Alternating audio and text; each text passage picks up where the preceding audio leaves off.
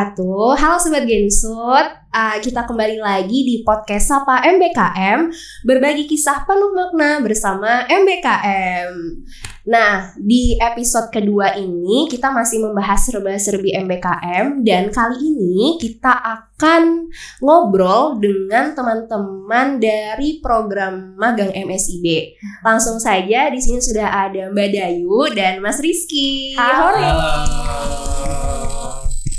Bisa perkenalan dulu dari Mbak Dayu mungkin? Boleh, salam kenal semuanya. Nama saya Dayu Nongtes Manuhara, biasa disapa Dayu. Saya dari Hubungan Internasional 2021. Saat ini saya berarti kemarin berkesempatan magang di Wiramuda Kemenpora. Oke, kita keep dulu ya. Abis ini kita bahas gimana sih magang di sana. Boleh banget. Oke, lanjut Mas Rizky. Ya, halo semuanya. Aku Rizky Perwana Hidayat. Aku mahasiswa Ilmu Komunikasi angkatan 2021.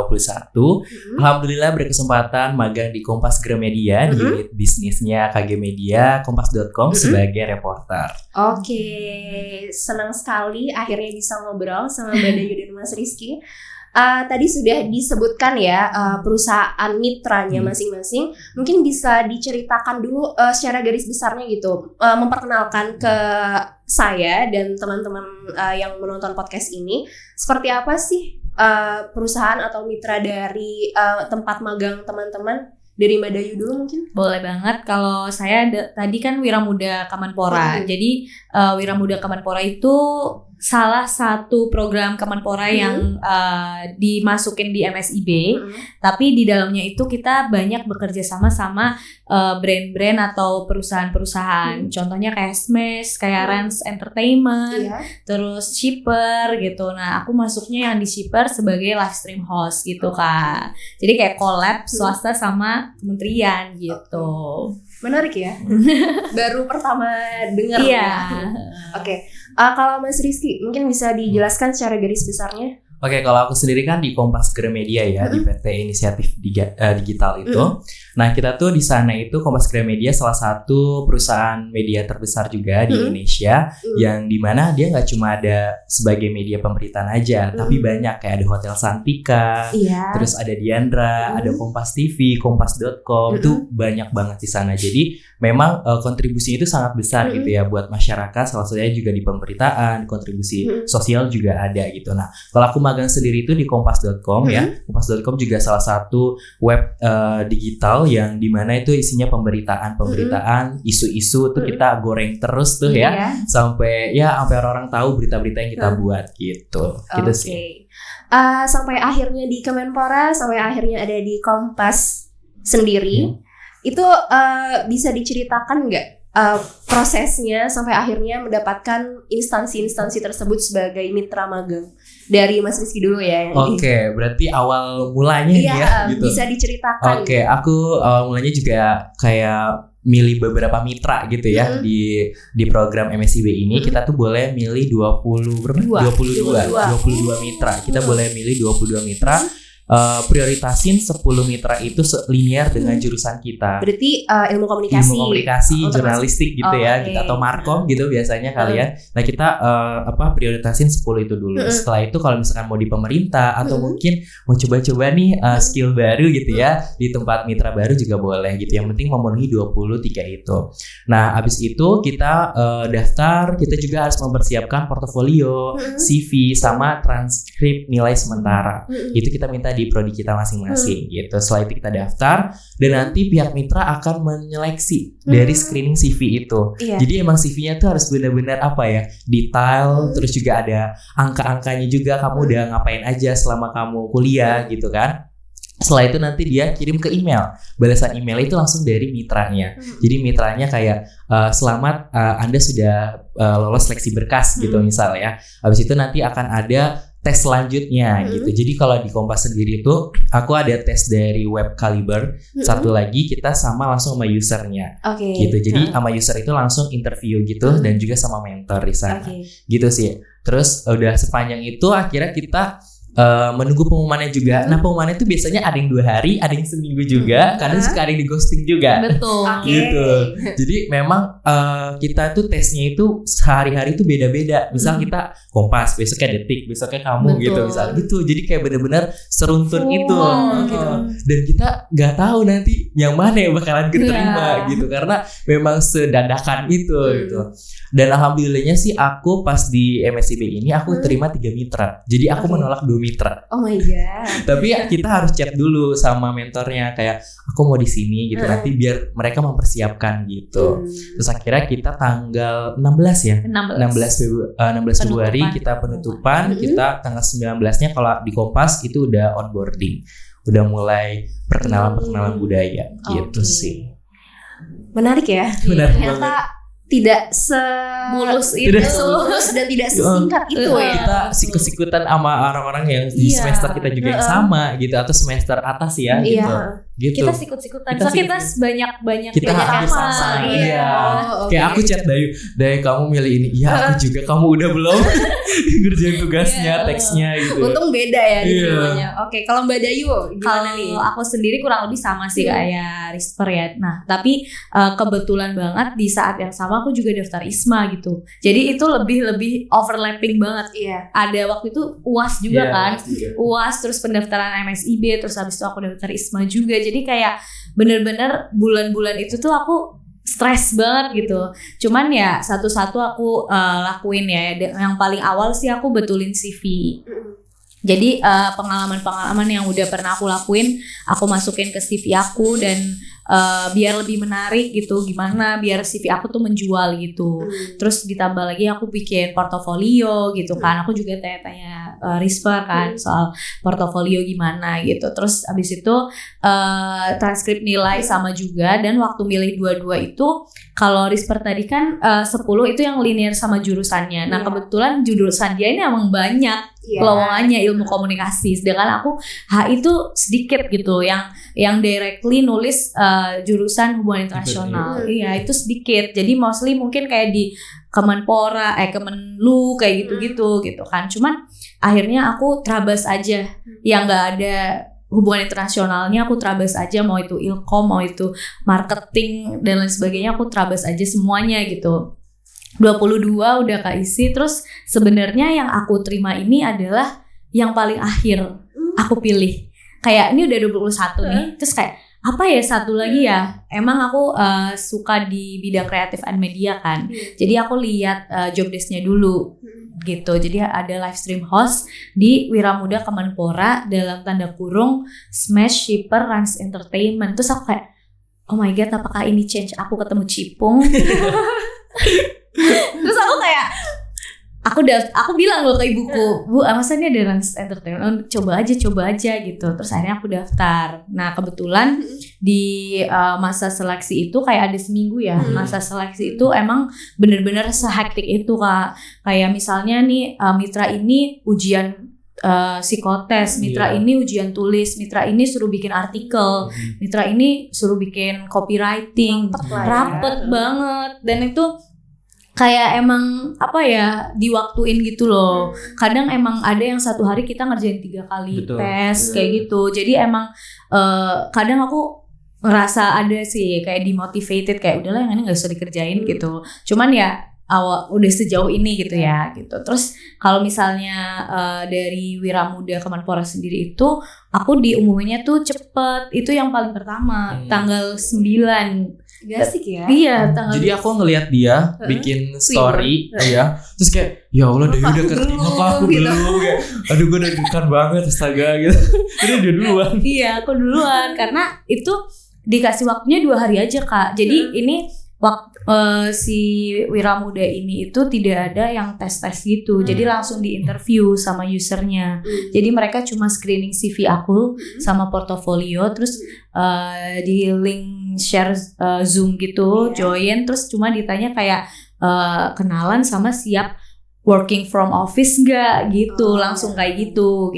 Terus mau, itu kayaknya jam 2 aku di interview, jam 5-nya dapat ini letter of acceptance gitu, udah diterima gitu. Terus aku kan terus dikasih waktunya tuh 2 hari sampai tanggal 11 doang, dan kayak mau nolak ini mau nunggu yang lain kayak sayang gitu kan Kak, kayak takutnya ini lepas ini nggak dapet gitu kan, jadi Nggak kayak tahu rezekinya iya yang nggak mana. tahu rezekinya yang mana, terus ya udah aku ambil aja yang itu gitu. Jadi emang kalau aku cepet banget buat dapat LOA-nya gitu. Oke.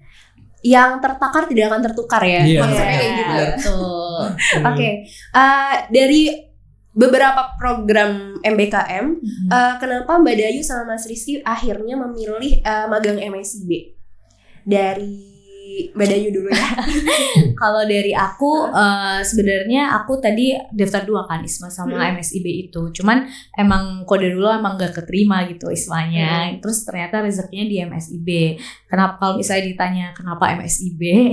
Itu karena aku lihat future progress-nya sih gitu. Karena kalau misalnya MSIB itu kan kayak alhamdulillah aku juga dapat kesempatan buat di-extend gitu. Cuman untuk sementara aku tolak dulu karena lagi KKN kan. Jadi kayak gak bisa aku ke Jakarta gitu. Jadi aku lebih ke pengalaman yang belum pernah aku run. Iya, jadi out of my comfort zone gitu. Untuk kerja, untuk merantau. Karena kan aku warlock ya. Oh, warlock. Iya, jadi aku kayak pertama kali banget itu aku ngekos merantau di Jakarta lagi kan. Terus kayak jadi aku pengen lihat gimana sih magang, gimana sih kerja, gimana sih rasanya punya uang sendiri, memanage uang sendiri. Terus sebenarnya lebih ke buat self improvement aku sih. Yang pertama karena aku pengen ngekos, pengen merantau, pengen ngerasain budgeting kayak gitu. Terus yang kedua karena ya aku pengen mencoba gimana rasanya jadi pekerja gitu ya, caranya working woman gitu kan. Terus abis itu yang ketiga ya karena menurut aku banyak change-nya untuk dipanggil lagi gitu, untuk kerja lagi bareng mereka gitu. Kalau dari aku itu dari Mbak Dayu. Kalau dari Mas Rizky gimana nih? Kalau dari aku sih sebenarnya ikut MSIB ini kayak batu loncatan, ngerti nggak sih? Iya. Kayak after dari kita lulus kita udah nggak bingung gitu loh, kita mau kerja di mana, di bidang apa, di industri apa gitu. Jadi kayak kita lebih udah punya gambaran untuk kita selesai lulus. Apalagi mereka kalau misal kita emang kerjanya bagus gitu ya di mitranya, pasti kan punya chance gitu loh. Ada diperhitungkan kayak oh kamu dulu magang udah punya project ini, udah mengerti itu semua, yaudah setelah lulus bisa nih di sini gitu. Jadi sama aku juga udah ditawarin untuk kerja di sana, tapi aku harus lulus dulu gitu. Betul. Nanti kirim aja CV-nya, dia bilang gitu. Dan di sana itu kita bener-bener apa ya, skill, teori itu langsung jadi satu. Iya. Langsung praktik, langsung bener-bener. Kalau aku kan reporter ya, aku menulis berita, aku liputan, melaporkan kejadian-kejadian gitu. Itu tuh nggak aku dapetin di kampus gitu, di teori gitu kan. Jadi harus bener-bener praktik depan kamera, dan itu dilihatin banyak orang, dan pastinya berinteraksi juga gitu sama orang-orang. Jadi bener-bener value yang kita bawa tuh bener-bener sampai gitu nggak sih? Kayak aku tuh kayak berarti bener ya magang itu bener-bener kita apa ya, sesuatu yang gak pernah kita temuin di magang ini gitu. Sifat orang, karakter orang gitu. Apalagi kita bekerja gitu ya, tahu rasa gimana ya susah nyari uang. Betul banget. Betul sekali itu lesson learn banget. Iya benar, kita kayak berjuang banget gitu ya, budgeting juga. Tapi kalau aku kan nggak ngekos ya, aku di rumah. Cuma aku ngerasain juga gitu kayak untuk budget sebulan ini segini gitu kan. Kayak benar-benar harus bisa kita optimalkan dengan baik, jangan sampai dipakai yang nggak baik. Terus juga MSIB juga kita dapat bantuan hidup gitu kan, alhamdulillahnya yang membantu banget untuk anak-anak yang mungkin yang magang sambil merantau gitu kan. Itu sangat membantu banget.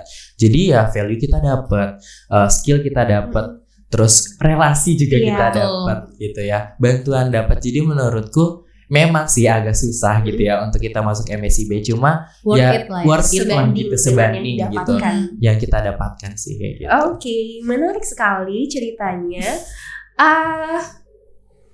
Kalau gitu boleh nggak aku kepoin hari pertama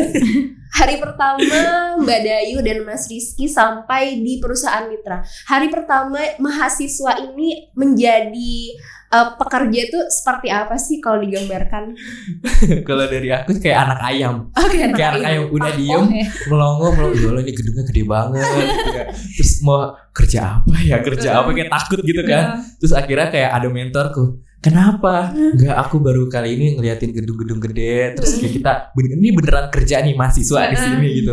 Kayak masih overthinking, kayak masih underestimate, kayak aduh gue bisa nggak ya kerja di sini gitu ya. Sekian bulan lagi. Terus lihat orang-orang warawiri kerja gitu, di depan komputer gitu kan. Ya Allah ini beneran kerja. Aku kayak ya Allah harus dibutuh bimbingan banget nih untuk 1 bulan ini. Tapi bener, aku seminggu itu kayak kerjanya kayak masih berantakan gitu, kayak anak TK lah harus didampingin gitu, masih berantakan. Terus mentorku kayak ya pelan-pelan ngasih arahan. Akhirnya sebulan lebih baru bisa berjalan dengan baik gitu.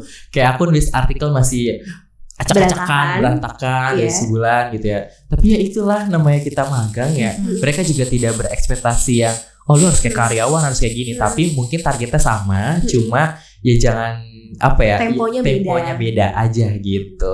Gitu sih, kayak aku jadi kayak anak ayam, bener-bener kayak pelangga-pelongo, kayak ya Allah bener gak sih gue kerja di sini. Terus kayak selalu doa sih, semoga nanti setelah lulus bisa kerja di sini. Amin. Semoga bermanfaat juga bagi orang-orang banyak di sekitar kita. Gitu sih aku mikirnya. Oke, kalau Mbak Dayu gimana? Kalau aku first impression masuk tuh kayak oh my god, nih kantor Gen Z banget.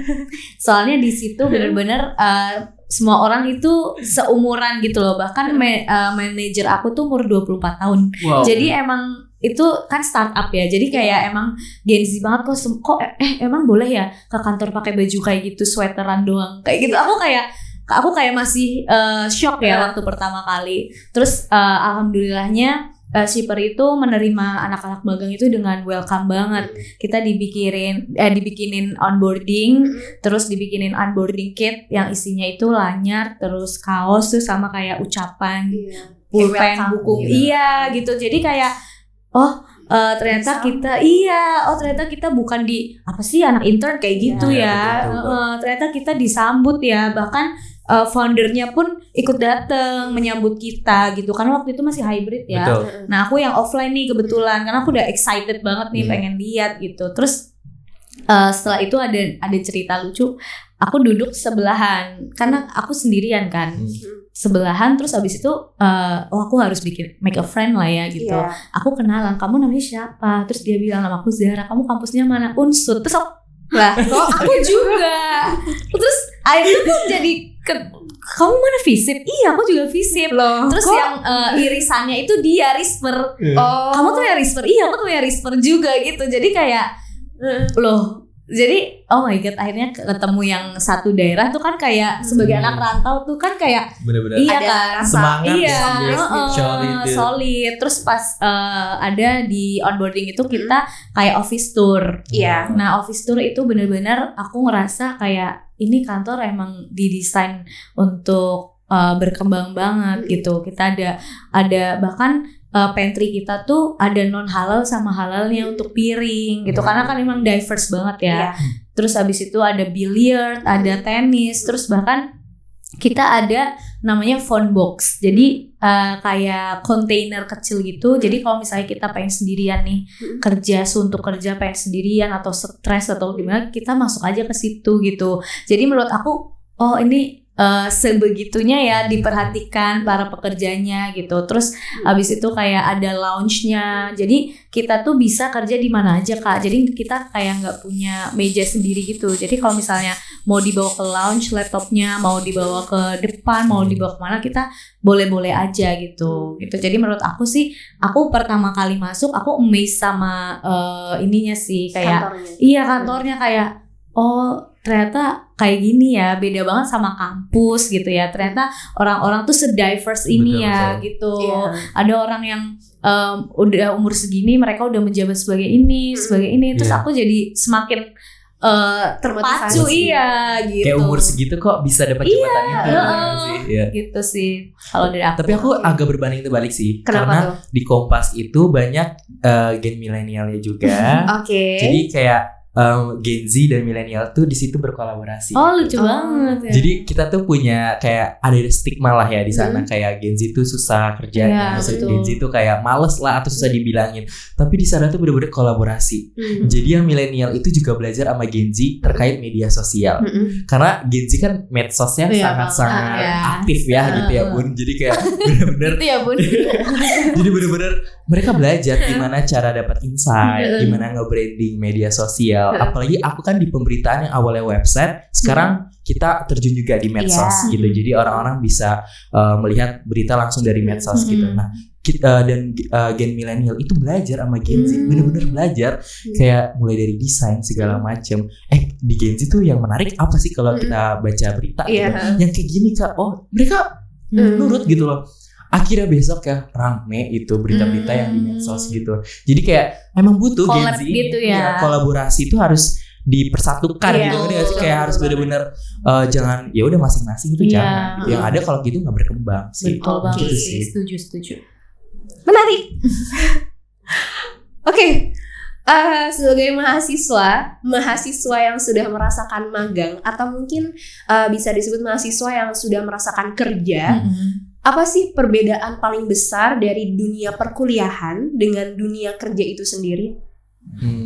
Gimana nih? Mau dari siapa? Kalau dari aku, bedanya pastinya kalau di kampus ya kita ketemu temen yang apa ya, yang notabene ya mereka punya harapan untuk cepat selesai lulus atau mungkin mengerjakan tugas gitu ya. Tapi kalau di kerja itu beda-beda. Kita karakternya aja sudah beda-beda gitu. Kita baru ketemu temen yang sama-sama magang aja. Oh, lu kerjanya di divisi ini, di ini. Kerjanya tuh udah porsinya masing-masing. Karyawannya juga punya targetnya masing-masing. Jadi ada sih memang sikap-sikap individualis gitu. Tapi saat kita project-kan itu kekeluargaannya sangat-sangat terlihat. Beda dengan kita di kampus. Kampus kan kita cuma belajar teori-teori saja gitu ya. Kayak dosen menerangkan, kita dikasih tugas, project udah. Tapi kalau di sana langsung mentor kasih tugas ini, udah kerjain gitu. Bener-bener merasakan kerja, bener-bener kerja gitu. Jadi beda banget gitu. Apa yang kita dapetin di kampus sama apa yang kita dapetin di magang gitu. Kalau praktiknya bener-bener kerasa banget. Skill yang dikembangkan waktu kita lagi magang itu bener-bener terasa banget. Bahkan kita dapat skill baru. Misal penggunaan AI. Nah ini lagi rame kan penggunaan AI gitu. Nah aku di Kompas itu juga belajar tentang sentimental berita AI gitu. Jadi AI bisa mengindikator atau mengklasifikasi berita mana yang keluarannya positif dan negatif gitu. Jadi AI yang bekerja seperti itu gitu. Jadi benar-benar ada skill AI baru. Terus kayak skill-skill tentang kamera gitu-gitu kan, karena di sana juga ada studio gitu. Gimana cara menghandle media sosial segala macam itu kita dapetin benar langsung praktik dari magang. Sedangkan kalau di kampus itu dosen menerangkan teorinya saja. Kamu pakai ini. Ya sebenarnya itu jadi landasan kita ya sebelum kita turun magang gitu sih. Jadi itu perbedaan yang terasa banget menurutku. Kalau dari aku, karena emang aku ambil jurusan hubungan internasional, tapi di magang aku live stream host, jadi emang itu cukup berbeda gitu ya. Nah mungkin kalau dari aku perbedaannya sebagai mahasiswa tuh kita disuapin gitu nggak sih? Nah kita disuapin, kita kayak ini ya nanti kerjain ini. Cuman kalau di kerja, kalau misalnya kita nggak inisiatif, kita akan diem aja, kita nggak berkembang gitu loh. Betul. Ya kan? Jadi kalau misalnya kita diem dan nunggu disuruh kayak percuma gitu udah magang. Dan aku sadar betul kalau ini tuh kesempatan yang gak semua orang bisa dapat gitu. Jadi ketika aku dikasih kesempatan ini, ya aku harus explore sebanyak-banyaknya gitu ya. Mumpung nih kita dibiayain pemerintah gitu kan, mumpung nih kita lama di sini, jadi aku mencoba untuk fit in lah ibaratnya ya, untuk mencari kayak ini gimana sih Kak kalau kayak gini gitu. Terus aku juga belajar tentang live stream operator karena kan aku host ya. Cuman aku kepo banget sama operator. Nah di situ aku juga belajar tuh, dan kebetulan emang sangat welcome gitu ya. Sekali lagi aku bilang, dan mereka ngajarin tuh bukan ngerasa yang menggurui gitu loh.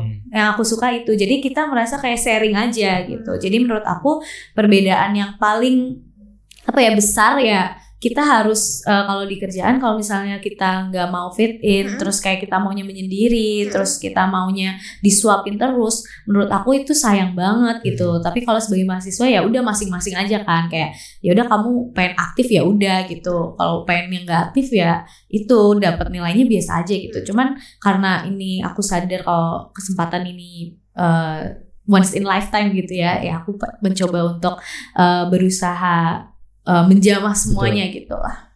Berarti kampus tempat belajar, magang tempat prakteknya. Betul. Singkatnya seperti Singkatnya itu. kayak gitu. Oke. Sebetulnya sejauh mana sih MSIB itu berpengaruh ke diri Mas Rizky dan Mbak Dayu gitu? Sedalam apa atau sebesar apa dampak atau impactnya untuk pribadi Mas Rizky dan Mbak Dayu itu sendiri sih? Dari Mbak Dayu dulu deh. Kalau dari aku lumayan kerasa ya. Karena kan selain pertama kali magang, pertama kali merantau itu kan aku bilang tadi. Jadi emang aku merasa lebih apa ya, ketika ada kan aku live stream host. Jadi selama ini pandangan aku tuh sebagai konsumen gitu Kak. Iya. Point of view aku sebagai konsumen, sebagai orang yang beli, dan kalau misalnya ada salah atau ada apa, aku yang kayak gimana sih kayak point of view aku tuh itu kayak gimana sih kok ini nggak jelas banget ininya, gimana sih kok ini lama ya Kak, gimana sih kok ini pengiriman saya nggak dibatalin lalala. Point of view aku itu. Cuman setelah aku magang, point of view aku lebih besar dari itu. Nah aku jadi tahu ternyata di balik itu semua ada orang lain loh yang emang ya ini cuma kerjaan aku gitu, yang effort, yang berusaha, yang lebih yang ya pengennya juga yang terbaik gitu kan. Kalau misalnya udah sampai di customer gitu, terus habis itu aku jadi lebih kayak respect gitu ya sama pekerjaan orang lain, respect sama uang juga karena aku udah ngerasain cari uang sendiri gitu. Terus juga mungkin aku jadi lebih karena diverse itu, ya aku ngerasa koneksi itu penting banget gitu sih. Jadi aku ngerasa kayak kita harus punya teman. Mungkin pas kuliah kayak apa sih orang SKSD gitu ya kan? Iya, tapi kayak SKSD itu perlu. Jadi ya point of view aku jadi mungkin point of view aku yang lama kayak dilihat dari satu sisi. Setelah aku magang, aku jadi punya banyak point of view yang aku jadi menilai semuanya tuh beda gitu daripada aku cuma kuliah doang gitu sih. Kalau Mas Rizky gimana? Kalau aku secara personal sih jadi kayak lebih dewasa aja gak sih? Kayak karena kerja ketemu orang-orang yang umurnya bisa di atas dari aku, banyak pelajaran gitu. Apalagi sebagai jurnalis gitu ya di redaksi, kita harus sabar ngadepin narasumber, kita harus sabar juga dalam menulis artikel. Jadi kesabaran, pendewasaan diri, terus kayak menyikapi hal-hal sesuatu keadaan itu benar-benar harus dicermati. Jadi apapun nanti langkah yang aku ambil juga aku harus melihat resiko yang terjadi gitu. Kayak benar-benar dari kerja itu hal-hal yang seperti itu tuh benar-benar awalnya aku nggak dapetin gitu. Gara-gara ketemu orang, gara-gara dapat pekerjaan, pressure, terus jadi kayak pas bekerja membentuk itu sikap pendewasaan diri saat kerja gitu. Apalagi aku banyak ketemu orang dan aku sangat respect, jadi menghargai orang, ngerti gak sih? Kayak maupun kamu dari mana, latar belakang apa, yang aku butuhkan adalah narasumber info dari kamu gitu kan. Jadi aku sangat-sangat menghargai orang, cara mereka duduk, cara mereka berbicara gitu. Aku sangat kayak melihat itu gitu. Wah, ternyata dia kayak gini ya, kayak gini. Dan itu karakter yang membuat aku lebih kayak ya udah kita saling menghargai saja gitu. Dari sikap-sikap itu udah muncul pendewasaan diri saat bekerja gitu sih. Kalau dari aku kerasa banget. Penyetaraan SKS konversi aman? Aman, alhamdulillah kita 20 SKS itu dikonversi. Aman gitu. semuanya. Jadi kita selama 4 bulan itu kalau aku ya, kalau di prodi aku nggak ada tugas. Hanya laporan akhir aja gitu. Jadi laporan akhir bakalan dikasih ke kampus juga gitu sih. Ya wajar ya kalau itu. Kalau Mbak Dayu? Kalau dari aku semuanya dikonversi kecuali yang seminar. Iya itu kan ada kayak sebelumnya ada kayak matkul-matkulnya dulu. Jadi setiap hari Sabtu atau Minggu itu kita ada Zoom buat yang magang nih gitu. Nah nanti kita lewat situ sih, dan menurut aku ya aman-aman aja aja sih, alhamdulillah. Berarti kampus support ya. Support, dan alhamdulillah. memfasilitasi. Betul. Karena kita juga ada dosen pembimbingnya juga gitu. Bahkan kalau dari jurusan aku tuh ada visitasi, jadi Iya, dosen betul. aku datang ya kan. Dari dosen aku juga datang. Dan kita kayak ayo makan yuk kayak gitu. Buat Iya. anak kos kayak oke. Alhamdulillah. Alhamdulillah. Tapi lebih tepatnya kayak melihat nih anak kita di sana tuh gimana Iya. gitu kan. Aman kok, Pak. Aman gitu. Aman, bahagia kok, Aman. sentosa. Sehat. Oke. Pertanyaan terakhir mungkin dari Mbak Dayu dan Mas Rizky sebagai alumni dari program magang MSIB ini, mungkin bisa disampaikan ke teman-teman di luar sana yang mungkin sedang galau untuk mengikuti program ini, atau yang sedang galau menunggu pengumuman dari program magang MSIB ini, atau mungkin masih galau ini ikut nggak ya gitu. Mungkin bisa diyakinkan, atau mungkin pesannya apa deh dari Mbak Dayu sama Mas Rizky. Monggo dari Mbak Dayu dulu deh. Boleh. Kalau dari aku, menurut aku ini tuh pintu buat kalian yang akan membuka banyak kesempatan nantinya. Entah itu kalian mau di mitra apa, banyak banget kesempatan yang kalian dapat, kesempatan koneksi, kesempatan untuk magang, merasakan bekerja. Jadi menurut aku udah gas aja. Okay. Out of your comfort zone, mau itu kalian mungkin emang awalnya susah ya, kayak aku sama Rizfer tadi omongin. Cuman ketika kalian udah keterima, kalian bakal merasa kayak untung aku daftar deh waktu itu gitu sih. Okay. Kalau dari aku, semangat. Ini adalah kesempatan besar buat teman-teman semua nih. Kan lagi nungguin pengumuman kan. Pokoknya kalian belajar dari sekarang, entah itu dari belajar tentang mitranya saat nanti interview, atau mungkin nanti mengerjakan tes dengan tenang. Menurutku dengan tenang itu adalah kuncinya.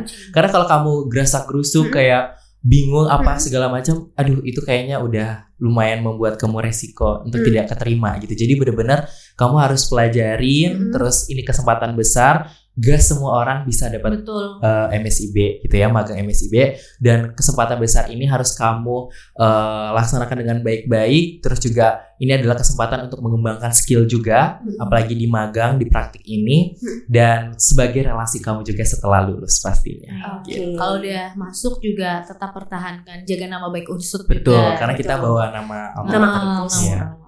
Oke, senang sekali bisa ngobrol sama Mbak Dayu dan Mas Rizky. Sukses ke depannya, sukses KKN, skripsi dan seterusnya. Semangat, ditunggu kabar baik selanjutnya ya. Oke, magang MSIB karena kesempatan tidak hadir 2 kali. Terima kasih Sobat Gensut yang sudah menyaksikan. Wassalamualaikum warahmatullahi wabarakatuh.